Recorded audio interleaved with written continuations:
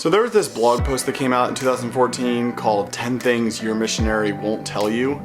And I remember reading that back when it came out. It was very popular. And at the time, I had never been a missionary. So I remember thinking, I wonder how true this actually is to missions. So since we've been in missions now for 3 years, and the purpose of this channel is being honest with you guys about our missions experience, we wanted to go through this blog post, these 10 things that missionaries don't like talking about, and talk openly with you guys about them, and evaluate how accurate this blog post is to missionaries. Obviously, this is just our experience. There's lots of missionaries out there, and each of them have their own experience. And while some of these things may not be true for us, they may be very true for others. So here we go.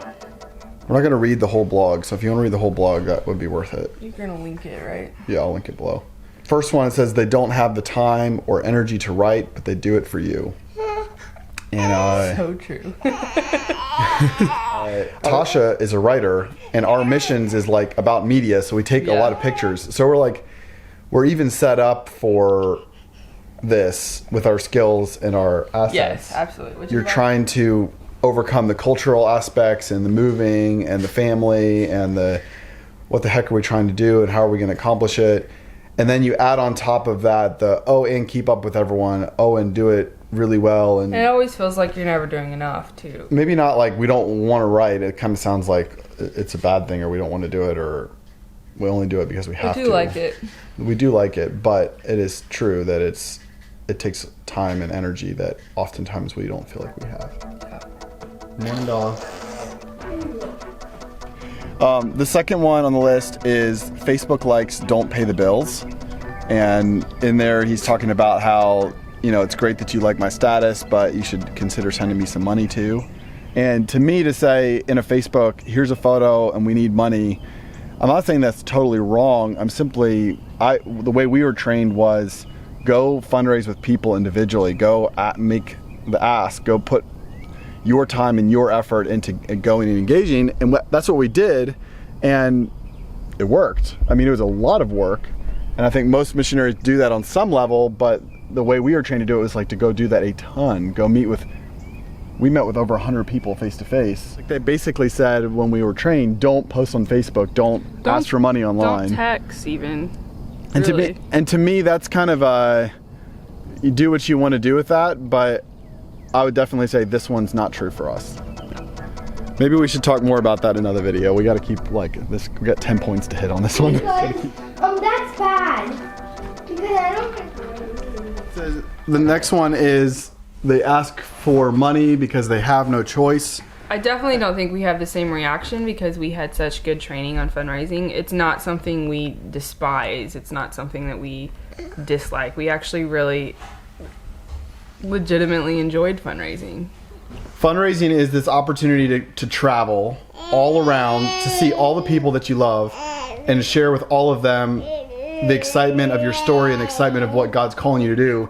And it's an opportunity to go and share that with them and invite them into it. And I know it sounds like I'm putting a positive spin on it, but that's actually how I felt about our experience. Me too. So, which we need to link our fundraising training. Support Raising Solutions has 2-day conferences where you go and get trained on it. That was how we got funded. That training was amazing. It was a ton of work, but we got funded. So anyway, this is a real one. This is a real point, but we don't agree again on it. I think this leans into the bad approach to fundraising that missionaries It probably is what most, it probably is an honest. It's probably accurate. It's very accurate. It's probably what most people feel. It's not what we feel. Not what we feel. Josh is gone. I got all the kids to myself.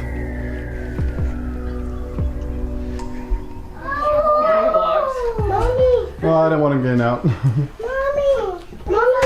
The next one on the list is you'll never hear about our worst day. Talking about how it's really difficult to share the struggles and the challenges. We'll just say something like, pray for us, or this one I think is fairly accurate. Yeah, I think it's hard because a lot of those worst days are really complicated, and to share it to, you have a wide audience. We had some pretty big struggles in the area of parenting that were pretty sustained, and we would post on our newsletters month after month pray for us in parenting, pray for parenting challenges, pray for us, our parenting. The reality is that we had some very deep issues in our parenting that it's very personal, and there's conflict going on even between Tasha and I, and like when you're in the middle of that and you're feeling it, it's hard to say like, oh yeah, we're in this rough place, because it's raw and it's real and it's in the moment. So you just say, pray for our parenting. All right, so this next one is definitely one that we can relate to. It's we feel bad taking a vacation, and if we do, we won't tell you about it. We went to England on a trip, and we went there for a week, and the purpose of the trip was a vacation, but I remember feeling so strange about it that we actually we went to the YWAM base, which was kind of like we're considering maybe moving there, and so we turned it into sort of like we're looking, and that was true, but it also, I remember feeling like I'm trying to justify this trip. And I remember like us talking about not posting on Instagram all these like, oh my gosh, we're in London, and touristy pictures. We just wanted to sort of be sensitive and aware that, you know, even though it wasn't super expensive and we were able to do this trip. You never know if that's like the one thing on social media that some supporter sees, and they haven't been seeing the other 50 billion things you've been posting about missions. And maybe they might think, oh wow, a trip to London, like that sounds really expensive. That sounds really, and so it's like, which it wasn't. It wasn't expensive. Anyway, you can even tell now we're like squeamish around that, and you're like, yeah. So that was true. Yep. For real. The next one is that hosting a team is a nightmare.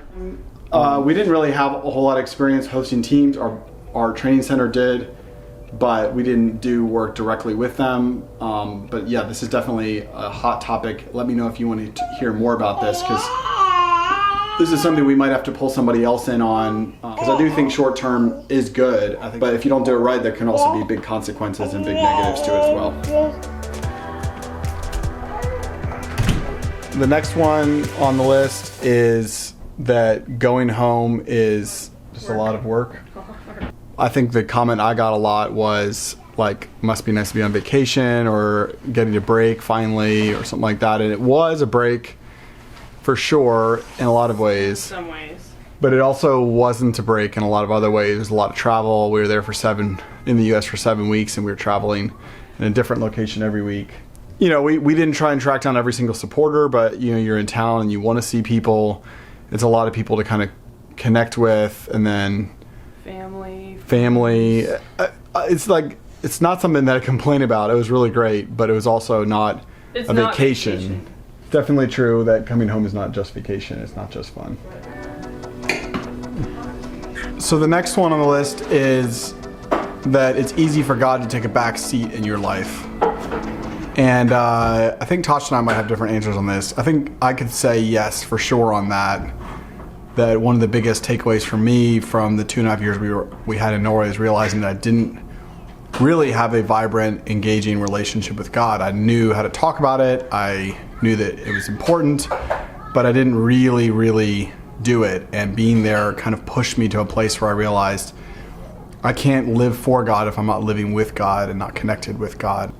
I think living overseas was difficult, so it pushed me to talk to God a lot. Like, it wasn't like I was having the picture perfect little Bible studies every morning, but to me, I think because of the environment and how hard it was, like, I felt like, yes, it was like the hardest thing I've done, but it was also where I felt like I talked to the Lord the most than I ever have. And it wasn't in a really like feel good way. It was in a kind of desperate.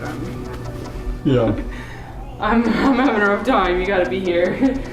So the next one is that I don't trust people, which is kind of intense. I think this is coming from the fact that you can have people that you work with who are just really broken or immature, or, you know, I think the thing is the stakes are higher when you're out of your home country. I totally get where this person's coming from, that they don't trust people because you bring your family, everything overseas, and you put all this effort into it, and you want to know that the ministry that you're doing, that the work you're doing is being done well and right, and you have to do that together with people, and even with great people you're working with, it still doesn't mean there isn't conflict. It still doesn't Still mean gonna that have conflict. that you're not figuring out how to do it and what should you do and how do you prioritize things and how do you communicate in different cultures. I mean, there's a lot, and I think I'm more hesitant now than I was when I moved to Norway to like really be careful to hear God and to follow God and to know what my limits are. I wouldn't say that we don't trust people to the extent that this guy was saying or whoever wrote this, but I would say that we are more discerning and patient and slow when it comes to especially people you're doing ministry with, just making sure that you're on the same page. All right, so we've come to the last point of the blog. 10, that's a lot. Your missionary won't tell you that they're lonely. And I think this one is definitely true. It's just maybe the challenge of being in another country with people that want to understand and sympathize, but maybe aren't. Or they're just not experiencing the same, maybe exact struggles that you are. Yeah. And so I think that, and then the people back home that you're friends with that know you, that understand you and understand your culture, they're not going through what you're going through either. And we had some really great friends that were, that stuck with us through the whole time we were in Norway, but it's still just the distance, not getting to sit with them. I remember we had some of our friends come and visit us, and it was just so good. It was so life-giving. But it is lonely. I don't know if it's not something I would not talk about though. Like I feel like I do talk about it. If you made it all the way to the end of this video, congratulations. I'm gonna link a playlist here that shares some of our raw moments, some of our biggest points of struggle. The first one is from a trip I took to Sweden where I talk about my stress attacks and breakdowns. So, vi snackes.